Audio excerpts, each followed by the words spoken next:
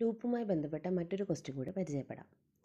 ഇവിടെ നമുക്ക് while ലൂപ്പിലുള്ളൊരു question തന്നിട്ടുണ്ട്. അവിടെ ലൂപ്പ് കൺട്രോൾ വേരിയബിൾ എന്ന് പറയുന്നത് n ആണ്. n 1ലാണ് സ്റ്റാർട്ട് ചെയ്തിരിക്കുന്നത്. ഇനിഷ്യലൈസേഷൻ സ്റ്റേറ്റ്മെൻറ്റ് n = 1 ആണ്. ദെൻ ടെക്സ്റ്റ് എക്സ്പ്രഷൻ അതായത് ചെക്കിങ് വൈലിനകത്ത് n <= 10 ആണ്.